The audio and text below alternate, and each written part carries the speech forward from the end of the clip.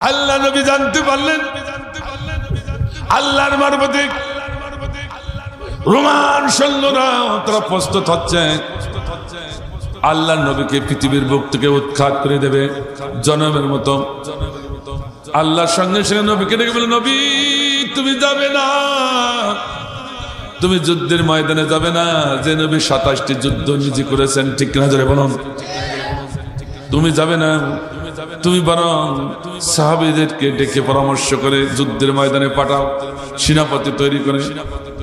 আল্লাহর কথা মতো আল্লাহ রাসূল সাহাবাজ বাইন্দে ডাকলেন। ডাকার পর 3000 সাহাবীরা এক হলো।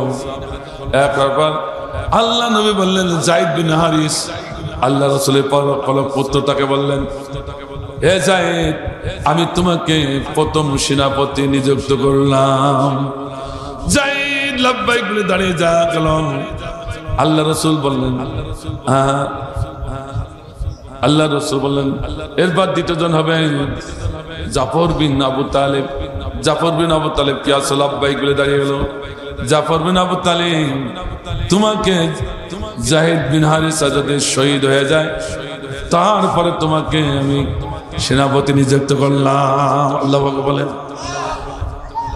এরপর রাসূল করিম সাল্লাল্লাহু আলাইহি ওয়াসাল্লাম বললেন, আব্দুল্লাহ বিন রাওয়াহা কি আছো? লাব্বাইক বলে আব্দুল্লাহ বিন রাওয়াহা দাঁড়িয়ে গেল। ইয়া রাসূলুল্লাহ, আমি হাজির।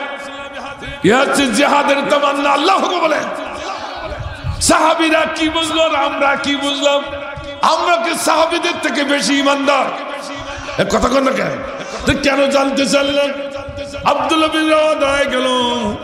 আব্দুল্লাহ বিন রাওয়াহাকে বলল, যদি আবু জাফর যদি শহীদ হয়ে যায়, আব্দুল্লাহ বিন রাওয়াহা ওই যুদ্ধের ময়দানে পতাকা ধরবে, তুমি চিল্লাবেন মারহাবা। আল্লাহ রাসূল বলেন, 3 জনকে সেনাপতি নিযুক্ত করে বললেন, যাও খুব দ্রুত যে তোমাদের বাড়ি থেকে বিদায় নিয়ে আসো।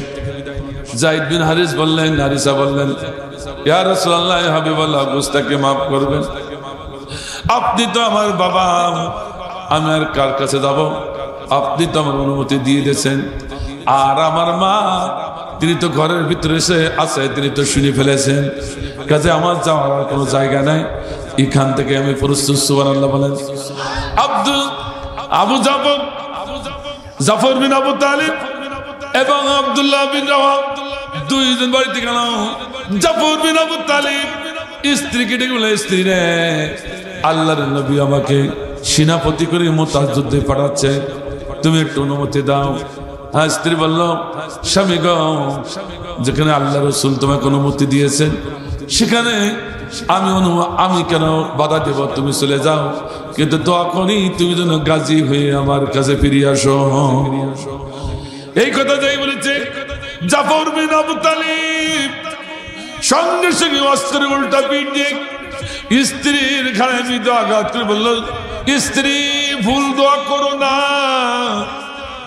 যে দোয়া কবুল হবে না তেমন দোয়া করো না। তো কেন?